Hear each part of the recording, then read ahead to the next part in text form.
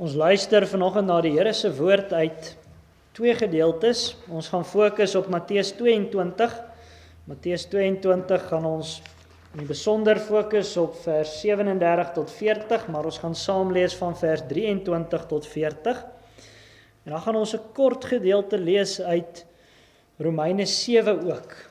En dan gaan ons ook Sondag 2 van die Heidelbergse Katekismes saam lees. Maar kom ons luister dan nou eers na die Here se woord, soos ons dit vind in Matteus 22, van vers 23 af.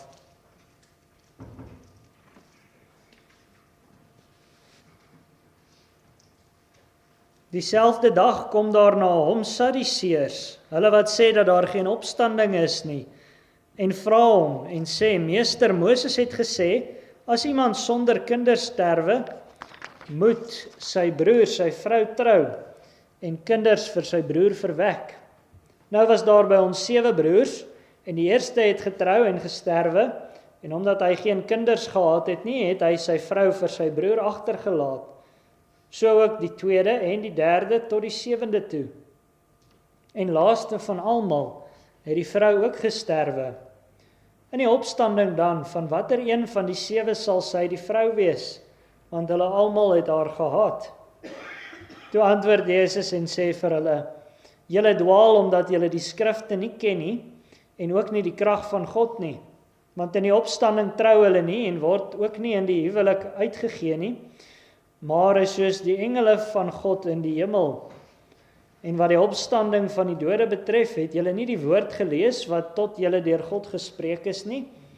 Ek is die God van Abraham en die God van Isak en die God van Jakob.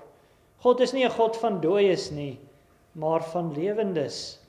En toe die skare dit hoor, was hulle verslae oor sy leer. En toe die Fariseërs hoor dat hy die Sadduseërs die mond gestop het, het hulle almal saam vergader.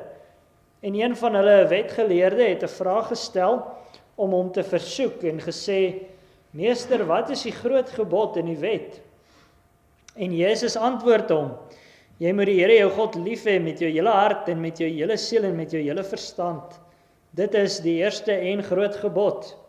En die tweede wat hiermee gelyk staan, jy moet jou naaste lief hê soos jouself. Aan hierdie 2 gebooie hang die hele wet en profete.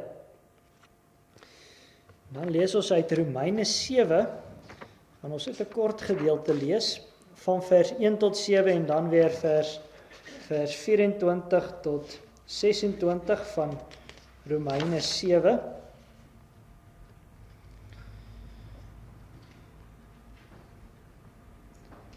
Of weet julle nie, broeders, want ek spreek met mense wat die wet ken, dat die wet oor die mens heers, solank as hy lewe nie. Want die getroude vrou is deur die wet aan die lewende man gebonde, maar as die man sterwe, is hy ontslaaf van die wet van die man. Daarom dan, as sy 'n ander man sin word, terwyl haar man lewe, sal sy 'n egbreekster genoem word. Maar as die man sterwe, is sy vry van die wet, sodat sy nie 'n egbreekster is as sy 'n ander man sin word nie. So, my broeders, is julle dan ook ten opsigte van die wet dood deur die liggaam van Christus, om aan 'n ander te behoort, naamlik aan hom wat uit die dode opgewek is, sodat ons tot eer van God vrugte kan dra. Want toe ons in die vlees was, het die sondige hartstogte wat deur die wet kom, in ons lede gewerk om vir die dood vrugte te dra. Maar nou is ons ontslaaf van die wet, waardeur ons gebonde was, aangesien ons dit afgesterf het, sodat ons dien in die nuwigheid van die gees, nie in die oudheid van die letter nie. Wat sal ons dan sê? Is die wet sonde? Nee, stellig nie. Inteendeel, ek sou die sonde nie anders as deur die wet geken het nie, want ek sou die begeerlikheid nie geken het nie, as die wet nie gesê het, jy mag nie begeer nie. En van vers 24 af, ek elendige mens, wie sal my verlos van die liggaam van hierdie dood? Ek dank God, deur Jesus Christus ons Here, so dien ek self dan wel met die gemoed die wet van God, maar met die vlees die wet van die sonde. Dan uit ons belydenis Broer en suster uit die Heidelberger gaan ons Sondag 2 saam lees. Vraag 3, waaruit ken jy jou elende? Dan die antwoord uit die wet van God. En dan vraag 4, wat eis die wet van God? En jy sal hoor, die antwoord is eintlik gewoon ons fokusverse uit Matteus. Dit leer Christus ons samevattend in Matteus 22 vers 37 tot 40. Jy moet die Here jou God lief hê met jou hele hart en met jou hele siel en met jou hele verstand. Dit is die eerste en groot gebod. En die tweede wat hiermee gelyk staan, jy moet jou naaste lief hê soos jouself. Aan hierdie 2 gebooie hang die hele wet en die profete. En dan vraag 5, kan jy dit alles ten volle nakom? En die antwoord nee, want ek is van nature geneig om God en my naaste te haat.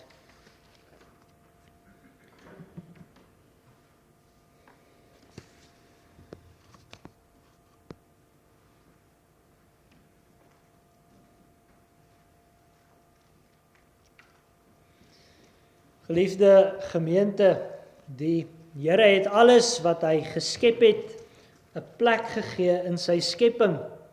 Alles het 'n korrekte bestaanswyse. Elke ding wat hy gemaak het 'n regte manier waarvolgens dit moet funksioneer.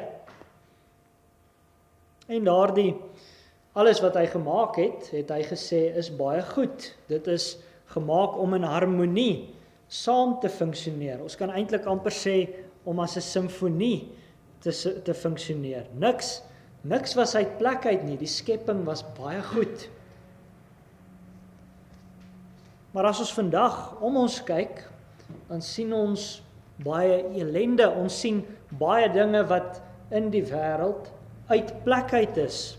Dis wat die woordjie elende letterlik beteken. Dit is om uit jou land uit te wees, om in ballingskap te wees. Sake is baie duidelik uit plek uit in die wêreld. En nou is dit so, alle mense sien elende, gelowig of ongelowig, maar sonder die geloof kan 'n mens nie die ware elende insien en uitken nie. Ongelowiges sien gewoonlik ook die bron van elende heeltemal verkeerd. Die oorsprong kan hulle nie reg pyl nie. Mense sien dalk byvoorbeeld die elende van armoede raak en hulle dink dit is die bron van elende is dat mense arm is. En dan is die oplossing iets in die lyn van ekonomiese groei of opleiding, onderwys wat beskikbaar gestel moet word. Of ander mense sien weer die elende van allerlei tipes ongelykheid raak. Ongelykheid in klas of in ras. En dan is die oplossing, ons moet daai ongelykheid moet ons wegvat, ons moet alles gelykstel. Daardeur sal ons die elende van die wêreld oplos. Ons gaan alle mense eenders maak. Nou bely ons in die katekismes dat 'n mens ware kennis van die elende nodig het om getroos te kan leef en sterf. In Sondag 1 van die katekismes bely ons 'n mens het net een troos wat genoeg is vir lewe en sterwe, en daardie troos is dat ons aan Jesus Christus behoort. Maar dan bely ons ook dat 'n mens 3 dinge moet weet om in hierdie troos te kan leef en sterf. Jy moet weet hoe groot jou elende is. Jy moet weet hoe uit plek jy is. Jy moet ook weet hoe jy dan van daardie elende verlos word. En dan moet jy weet hoe jy dankbaar vir jou verlossing kan leef. En nou moet ons dink hierdie 3 stukke kennis is iets wat jy in 'n strak kronologiese volgorde leer ken nie. Dit werk nie so dat jy jou elende ontdek en as jy nou jou elende ontdek het, dan leer jy van die verlossing en vergeet van die elende nie. Werk ook nie so dat wanneer jy dankbaar vir jou verlossing leef, dat jy nie meer oor die verlossing self leer nie. Nee, die ware gelowige groei deur sy of haar lewe in al 3 stukke van hierdie kennis. Jy leer deur die lewe 'n dieper insig oor jou ellende, oor jou verlossing en oor die wyse waarop jy daarvoor dankbaar moet wees. Een predikant in die 17de eeu het geskrywe: sonder kennis van ons ellende soek ons geen troos nie, sonder kennis van ons verlossing vind ons geen troos nie, en sonder kennis van ons dankbaarheid het ons geen sekerheid van die troos nie.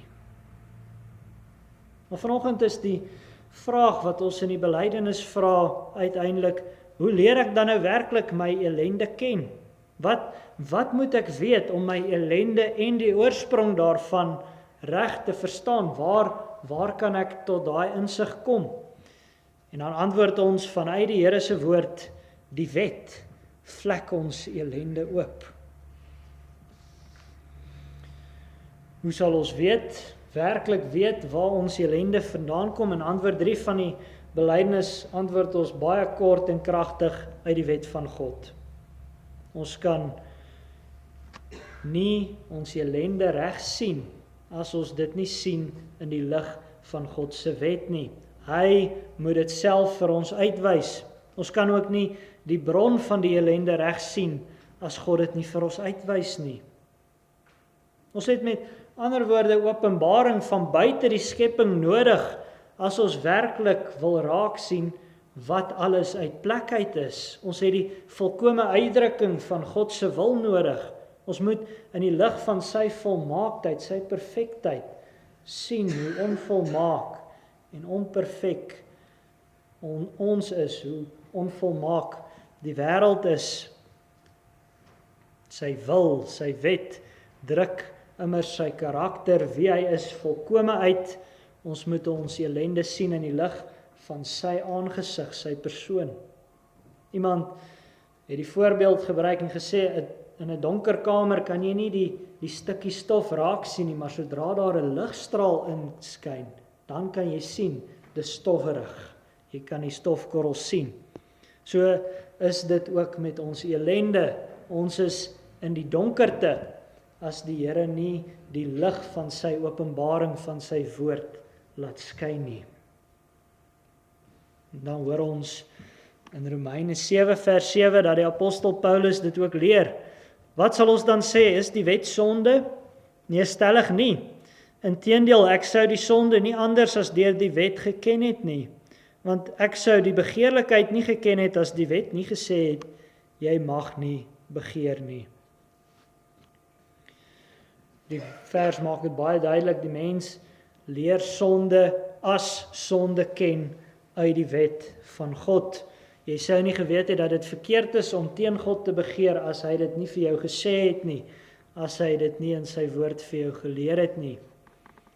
En dan maak die skrif dit ook baie duidelik, sonde is die oorsaak van alle ellende, dit is die bron van alle ellende.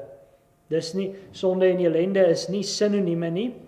Ellende is gewoon sonde en die gevolge daarvan, die tragiese gevolge daarvan.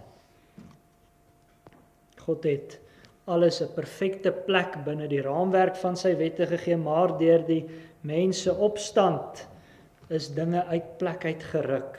En dit word steeds hoe langer hoe meer uit plek uitgeruk. Die wet wat ons in die woord van die Here het, vlek ons sonde vir ons oop. Dit wys die sonde uit. Daardeur kan ons kennis van ons ellende hê. Die soort kennis wat nodig is om getroos te kan leef en sterf. Die soort kennis wat nodig is om vir ons te wys dat ons verlossing nodig het. Maar nou moet ons ook mooi besef, broer en suster, dit is heeltemal moontlik om die wet van die Here baie goed te ken sonder om jou eie persoonlike ellende daarin te sien, sonder om te besef dat dit jy is wat uit plek uit is. Die Heilige Gees werk aan die hand van die wet 'n ware ellendekennis in ons, maar dit is baie moontlik om die wet goed te verstaan sonder kennis van jou ellende. Ons skrifgedeelte in Matteus 22 is daarvan 'n sprekende voorbeeld. Jesus is in ons skrifgedeelte in die week voor sy kruisiging. Sy spanning met die Jode is besig om ernstig op te bou. En dan hoor ons, daar is onder die Jode, onder die kerk van daai tyd, hoofsaaklik 2 partye. Daar is in die eerste plek die Sadduseërs, met wie Jesus gepraat het in ons skrifgedeelte. Die Sadduseërs kan ons eintlik sê is die liberale kant van die kerk van daai tyd. Hulle het nie geglo daar's 'n opstanding uit die dood nie. Hulle het ook net die eerste 5 boeke van die Bybel, die boeke van Moses as Bybel aanvaar. Ons skrifgedeelte het begin waar hulle vir Jesus probeer vasvra, maar wat hy hulle die mond snoer. Maar dan was daar ook in daardie tyd die Fariseërs. Ons kan eintlik sê, hulle was die baie konservatiewe deel van die kerk in daai tyd. Hulle het ernstig gefokus op wetsonderhouding. Hulle het die wet baie goed geken. Hulle het ook uitgeblink in uiterlike wetsgehoorsaamheid. Hulle het eintlik gedink, hulle kan hulle eie saligheid daardeur bewerk. Hulle het dus nie in die wet hulle ellende gesien nie, maar 'n middel tot verlossing. En nou, nadat ons Here Jesus die Sadduseërs sprakeloos gelaat het, hoor ons in vers 34 tot 36 van ons skrifgedeelte, en toe die Fariseërs hoor dat hy die Sadduseërs die mond gestop het, het hulle almal saam vergader.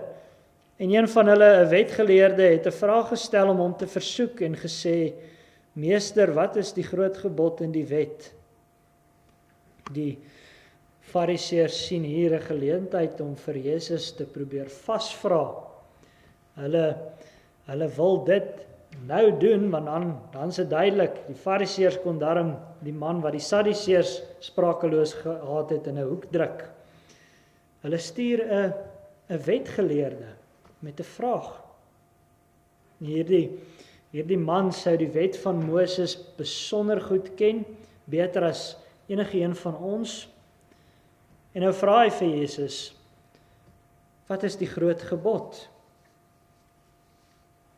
Nou hierdie vraag het gewys, daar was 'n baie groot kontroversie onder die Fariseërs. Hulle het 'n onderskeid gemaak tussen gewigtige wette en ligte wette, belangriker wette en minder belangrike wette. En dan het hulle baie onder mekaar gestry oor wat nou die belangrike is en wat die ligte wette is. Nou probeer hulle vir Jesus in 'n debat inlok, wat hy ook al antwoord, daar sal een van hulle wees wat met hom sal verskil. Wat is die groot gebod? Dit is hulle vraag. Maar ons moet ook iets anders in hierdie vraag raak sien. Wanneer 'n mens in sy sonde na die wet van die Here kyk, dan wil hy die gebooie van mekaar losmaak. Ek wil myself sien in die lig van die gebooie wat ek goed onderhou. Ek wil myself sien in die lig van gebooie wat ek goed onderhou, maar wat ander mense nie so goed onderhou nie. As ek nie sukkel om te steel nie, as dit nie vir my 'n probleem is om ander mense se besittings uit te los nie, dan wil ek myself sien in die lig van daardie gebod, want ek kry hom reg. Dan raak sommige gebooie gewigtiger as ander. Daai gebod is dan die belangrikste een, die een wat ek kan nakom. So het die Fariseërs effektief geredeneer. En dan vra die wetgeleerde die vraag, en dan kom Jesus se verpletterende antwoord, die wet is liefde.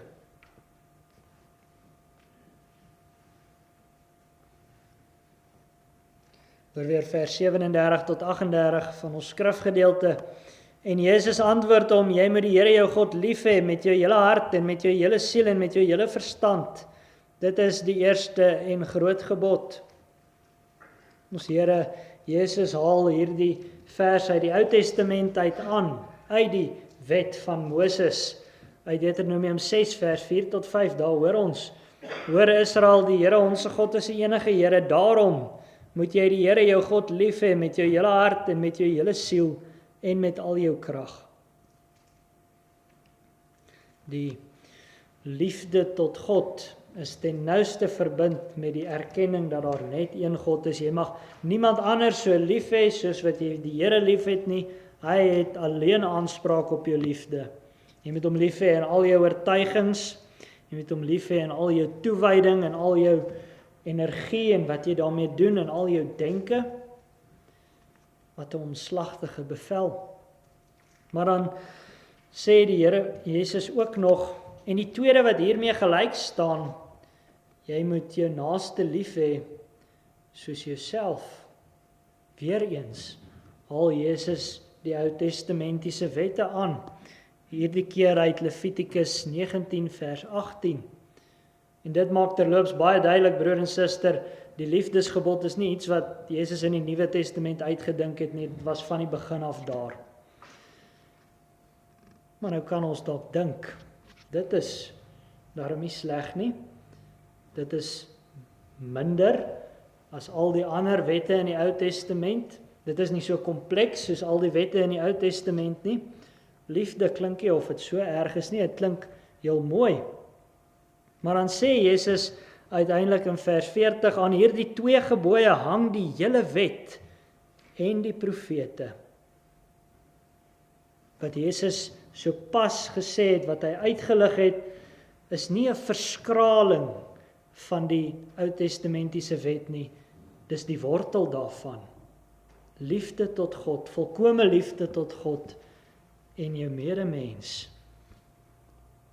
Die mens is geskape om die Here so lief te hê en jou naaste soos jouself. As ons mooi daaroor dink, dan is Jesus se antwoord eintlik verpletterend. Ek kan eintlik nie kies watter gebooie is kleiner en watter is groter nie. Boonop is die uiterlike nakoming van die wet nie goed genoeg nie. Alles wat ek sê, alles wat ek doen en dink, moet gedoen word uit liefde tot God en uit liefde vir my naaste. Dit is nie 'n vlak liefde nie, dit is 'n opofferende, diep gegronde liefde. Dis liefde tot God, liefde tot ons naaste, die een kan nie sonder die ander nie. Nou is dit eintlik nogal ironies, broer en suster, die natuurlike mens is nie geheel en al teen die begrip liefde nie. Trouwens, die meeste musiek wat ons hoor vandag gaan oor een of ander tipe vorm van liefde. En dan is dit dikwels ook baie mooi musiek. Maar die mens se ellende word juis duidelik in die spesifieke inhoud van Jesus se woorde. Die mens wil lief hê, maar nie in die Here nie. Die mens dink hy wil die Here lief hê, hy kan dit dalk dink, maar dan wil hy dit op sy terme doen, nie op God se terme nie, en beslis nie met sy hele hart, siel en verstand nie. Ook dink die mens dalk, maar ek wil dan my naaste lief hê, maar beslis nie soos jouself nie. Die mens wil nie sy naaste volkome lief hê nie, en tog is dit wat die Here se wet vereis. Om nie in ewigheid elendig, uit plek gebroke en sondig te wees nie, moet jy hierdie wet perfek nakom. En net daar is ons almal verdoem. Watter sondaar kan dit tog doen? As ons eerlik is, nie een van ons nie. Ons doen dalk baie keer die regte ding, maar dan sprei dit nie uit 'n spontane liefde vir God nie. Ons neiging is van nature nie liefde nie, ten minste nie teenoor God nie. Ons bely, dis van nature om te haat God en ons naaste. Jy hoef nie baie ver te dink voor jy aan iemand kan dink vir wie jy regtig nie kan lief wees nie. Jy hoef nie so diep ondersoek in jouself te doen dat om te besef jy doen nie eintlik alles uit ware liefde vir God nie. Ag broer en suster, ons kan inderdaad saam met Paulus uitroep in Romeine 7 vers 24, ek, elendige mens, wie sal my verlos van die liggaam van hierdie dood? Ons is uit plek uit, elendig.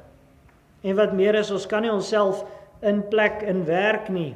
Ons kan nie eers sê, maar ek probeer darm nie. Daardie verskoning sal nie standhou in die hof van die regter oor hemel en aarde nie. As jy aan een gebod skuldig is jy skuldig aan almal. En ons het sopas vasgestel, ons is skuldig aan die wortelgebod. Wie sal ons verlos van hierdie dood? Het jou hart dit al uitgeroep? Ware kennis en insig in jou persoonlike ellende bring jou by hierdie versigtiging. Wie sal my bevry van hierdie sonde dood? Ag broer en suster, en deur ons Here se ondeurgrondelike genade is daar vir ons 'n troostvolle antwoord. Wie sal ons verlos? Hy wat hierdie einste wet volkome onderhou het, wat dit volkome in ons plek onderhou het. Hy wat later in daardie week deur die Sadduseërs en die Fariseërs doodgemaak sou word. Hy wie se liefde vir God en vir ons nooit gekwyn het nie. Dit het nie gekwyn tot aan die kruis nie. Dit het nie gekwyn in die helse pyn en smart wat ons Here Jesus aan die kruis gelei het nie. Kan jy jou dit indink? Deur sy hele lewe, selfs daar aan die kruis, nie een gedagte, nie een woord, een gebaar, een daad, waarin hy nie vir God en sy naaste volkome liefgehad het nie. Ja, sy liefde het selfs tot vandag toe nie vir ons gekwyn nie. Hy tree vir ons by die Vader in, dat ons, soos ons in ons ellende sit, in die oë van God volkome is.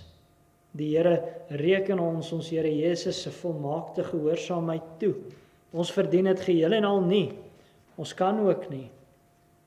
Daarom beveel Jesus en sê, kom na my toe almal wat vermoeid en belas is en ek sal julle rus gee. Neem my juk op julle en leer van my, want ek is sagmoedig en nederig van hart. En julle sal rus vind vir julle siele, want my juk is sag en my las is lig. Sy juk is sag, want die harde juk van die wet het hy vir ons gedra. Wanneer ons, met ander woorde, volgende week aan sy tafel kon aansit, laat dit nie wees omdat ons dalk met onsself ingenome is nie, laat dit nie wees om ons verlossing in die tekens van brood en wyn self te soek nie, maar laat dit wees omdat ons ellende insien, en omdat ons uitkoms soek by Jesus alleen. Broer en suster, die meeste van ons is redelik bekend met die Here se wet. Ons hoor elke Sondag die 10 gebooie, ons meet onsself daaraan. Maar ken jy daaruit jou ellende? Nie anderse nie, joune. Mag die Here dit vir ons uitwys, nie sodat ons kan uitroep, ek ellendige mens en daarby bly nie, maar dat ons verlossingstroos in Christus mag vind, en dat ons uiteindelik ook saam met Paulus kan uitroep, ek dank God deur Jesus Christus, ons Here. Amen.